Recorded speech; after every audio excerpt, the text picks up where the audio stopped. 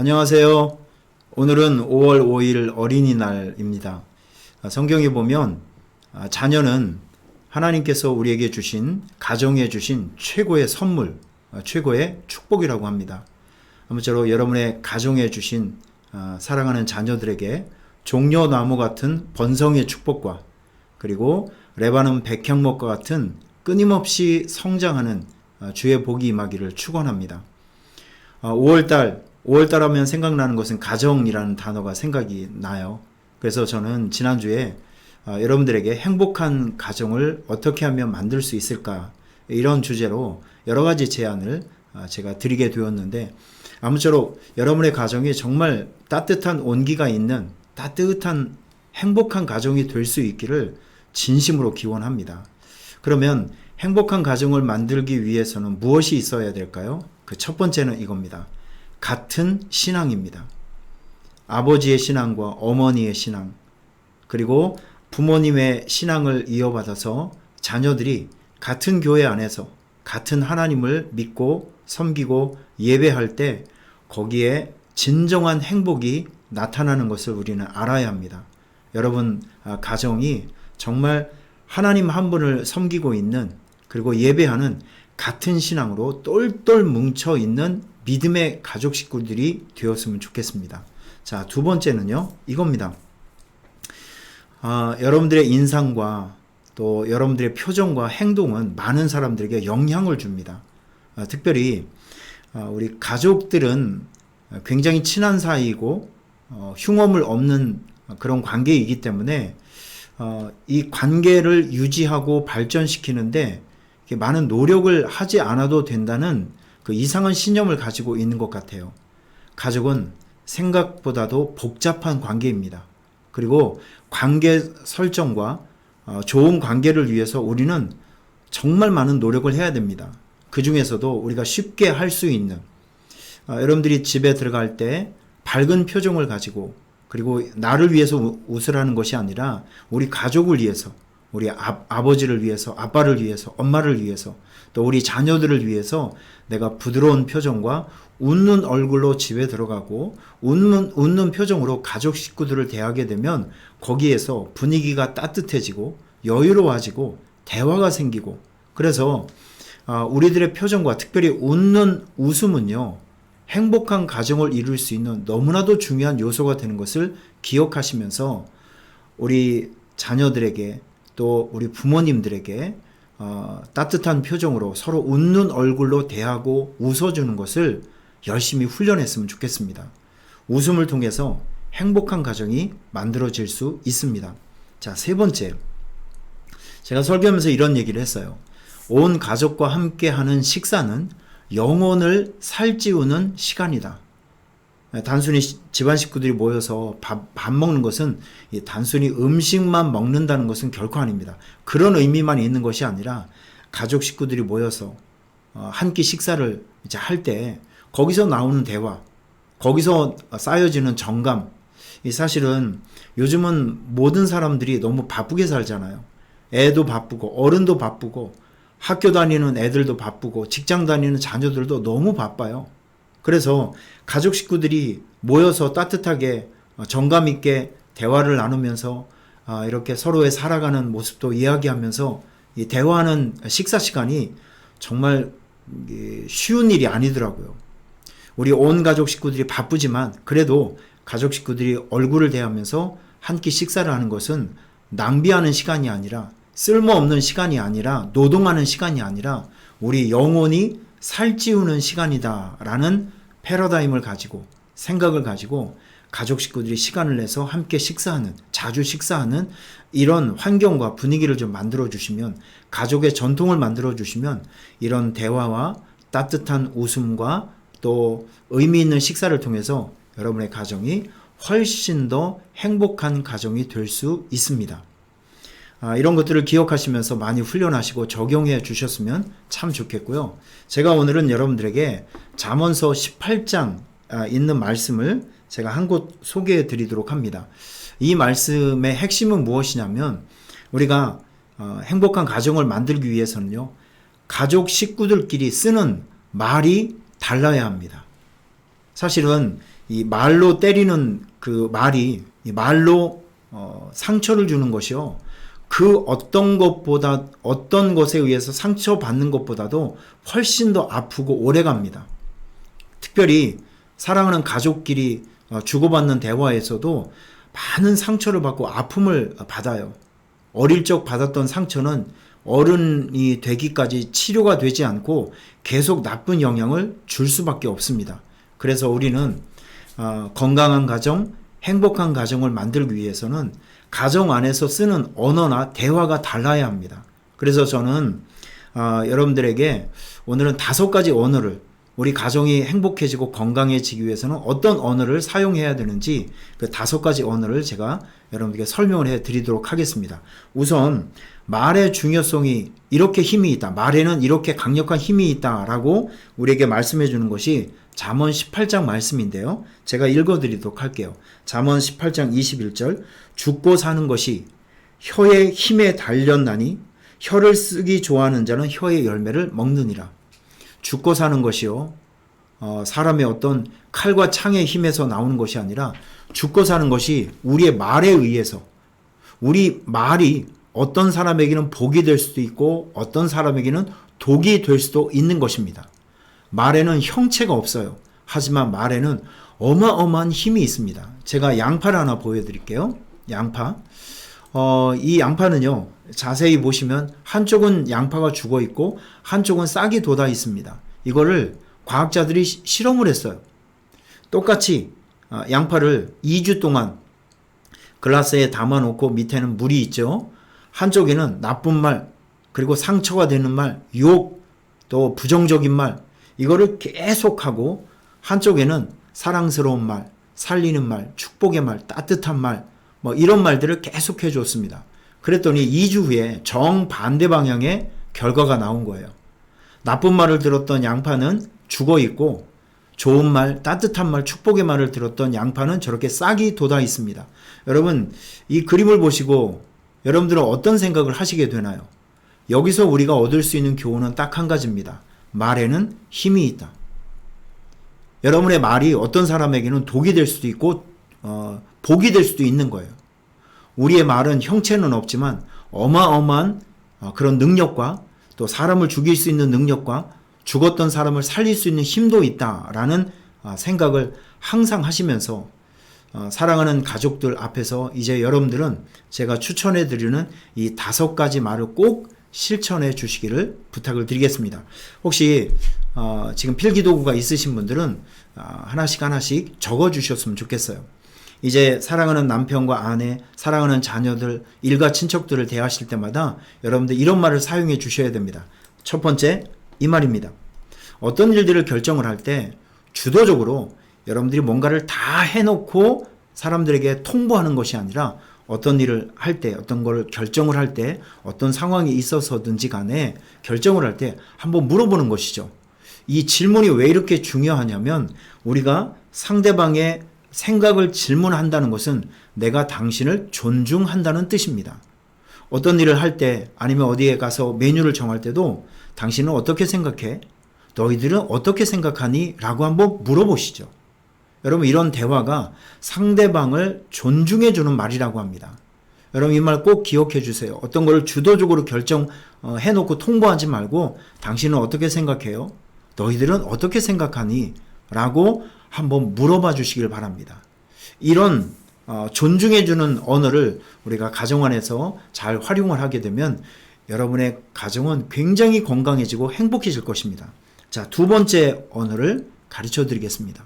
어떤 상황에 있어서든지요, 우리는 상대방의 자존감을 살려주는 말을 해주어야 합니다. 특별히 우리 가족들에게. 이상하게 우리는 밖에 나가서는 좋은 사람이 되고 밖에 나가서는 굉장히 축복의 말도 하고 막 유머도 있고 좋은 말을 많이 합니다. 그런데 어떻게 된 영문인지 집에 돌아와서는 감정 표현을 잘 하지 않습니다. 하지만 우리가 역으로 생각해 보면 우리 인생에 있어서 가장 소중한 존재는 가족 아니겠어요? 가족들의 자존감을 세워줄 수 있는 이런 말을 해 주셔야 됩니다. 여보, 당신은 이 세상에서 나에게 제일 소중한 사람이야. 사랑하는 아들, 딸들에게 이야기를 해주세요. 세상 모든 것보다 나는 너가 제일 소중해. 이렇게 소중하다라는 말을 듣게 되면 나는 가치 있는 사람이로구나 라는 생각을 하게 됩니다. 그래서 그 사람의 자존감이 한껏 높아지게 되는 것이죠. 다른 사람에게만 소중하다고 사랑한다고 이야기하지 마시고요. 우리 가족에게, 나에게 있어서 가장 소중한 것은 당신이에요. 나에게 있어서 가장 소중한 존재는 바로 너희들이란다 라고 하면서 소중하다라는 말들을 가족 식구들에게 많이 사용해 주시기를 바랍니다. 자, 세 번째, 길을 살려주는 말입니다. 이런 말을 해 주셨으면 좋겠어요. 사람은요, 어떤 일을 우리 자녀들도 뭐 그렇고 남편도 그렇고 아내들도 그렇고 새로운 일들을 한번 해보고 싶잖아요. 그러면 의도적으로 우리는 말도 들어보기 전에 하지 마. 너는 못할 거야. 그건 안 돼. 라고 결과를 우리가 미리 예측하고 못하게 하는 경우가 굉장히 많이 있습니다. 그러면 자신감이 떨어지게 돼요.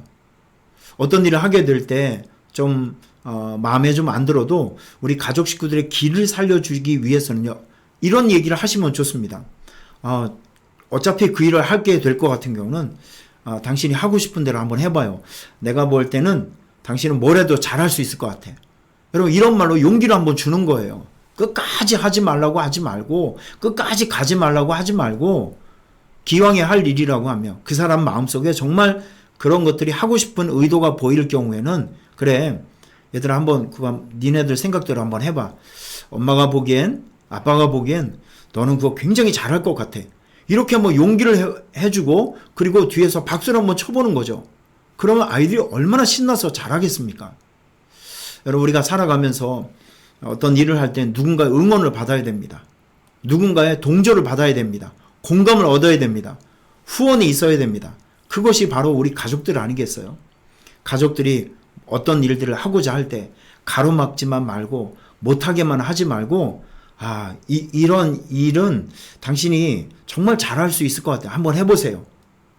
내가 보기에는 당신이 이거 정말 잘할 수 있을 것 같아. 이렇게 격려를 해주고 자신감을 심어주고 우리 아이들도 뭔가를 해보려고 할 때 막으려고만 하지 말고 엄마가 보기엔 아빠가 보기엔 이거 정말 잘할 수 있을 것 같아. 우리 아들 최고 한번 해봐. 너 뭘 해도 잘 될 거야. 잘할 거야.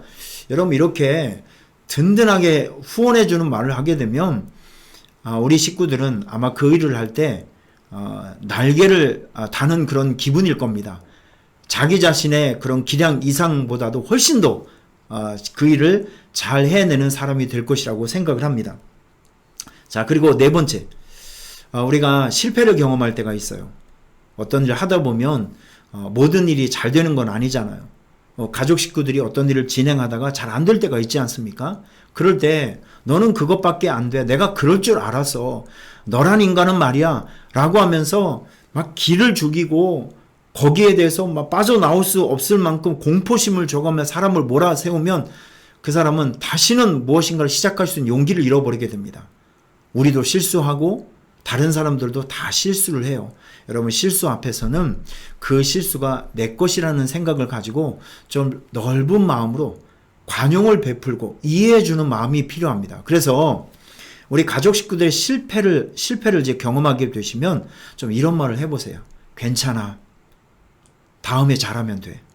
나도 실수해. 괜찮아. 아빠도 실수하고 엄마도 실수해. 부모님도 실수할 수 있고 아이들도 실수할 수 있잖아요. 실패할 수도 있잖아요. 그러면 너그럽게 이야기를 해주는 겁니다. 괜찮아. 이번에 실패했지만 넌 다음에는 더 잘할 수 있어. 다음에 잘하면 돼. 걱정하지 마. 시간은 있는 거고 너가 앞으로 살아가야 될 날들이 많으니까 너무 그런 나쁜 생각하지 말고 괜찮아. 우린 다음이 있어. 다음에 잘하면 되잖니. 여러분 이런 말을 하게 되면 그 실패로 인한 실망감이 치유되는 것입니다. 여러분 가족 안에 이런 말들을 많이 해주세요. 괜찮아. 다음에 잘하면 돼. 이게 사람을 치유해주는 말이라는 것을 기억해 주시길 바랍니다. 다음으로 마지막에 좀 이런 말을 좀 권면해 드리고 싶어요. 어떤 사람이 어떤 가족 식구들이 뭔가를 사왔어요. 뭐 어떤 일들이 해 가지고 왔어요. 그러면 이건 이미 결과가 결정된 거잖아요. 뭔가 결정된 일에 대해서는요, 우리는 무조건 잘했다고 격려해 줄 필요가 있습니다. 저 가끔 가다가 저희 어머니에게 맛있는 걸 음식을 사드릴 때가 있어요. 그러면 우리 어머니는 막 정색을 하면서 이런 걸 뭐하러 사왔니? 돈 없어지게 뭐하러 사왔니? 계속 그런 말을 하십니다. 그래서 제가 매일 얘기해드려요. 엄마, 아들이 사왔으면 정말 맛있겠다. 어쩜 이런 걸 생각을 했는지 잘했다라고 하면 다음에 또 해드리고 싶은 마음이 든다고. 근데 정색을 하면서 이걸 뭐하러 돈 썼냐? 이걸 뭐하러 가지고 왔냐라고 하면 이거 진짜 내가 잘못한 일인가? 저 자신을 반성하게 되고, 그리고 다음에 뭔가를 사려고 하면 그런 그 옛날에 받았던 그런 거절감 때문에 선뜻 뭔가를 사거나 하기가 정말 어려워집니다. 마찬가지예요. 누군가 가족 식구들이 애써서 뭔가를 결정하고 또 이렇게 사오고 어떤 일을 했다고 하면 이건 뒤바뀔 수 없는 일이니까 그 일에 대해서 칭찬과 박수를 쳐줘야 됩니다. 누군가 아빠가 아니면 아이들이 뭔가를 가족 식구들 위해서 사왔어요. 와, 이거 정말 내가 필요했는데 어쩌면 이걸 알고 이렇게 사오셨어. 아이들이 뭐 이게 별로 본인이 좋아하지 않는 음식을 사왔어. 와, 정말 대단한데 이거 정말 내가 먹고 싶었던 건데 진짜 대단한데 어떻게 이런 것을 생각했어? 진짜 잘했다. 진짜 필요한 것이었었는데. 여러분, 이렇게 하면서 준비해 가지고 오고 일을 했던 사람의 그런 일들을 한껏 격려해주고 칭찬을 하게 되면 그런 일들을 또 하고 싶은 마음이 드는 거예요. 여러분, 지금 제가 여러분들에게 5가지 얘기를 해드렸습니다. 생각을 해보면 정말 우리가 마음만 있으면 할 수 있는 일들이에요.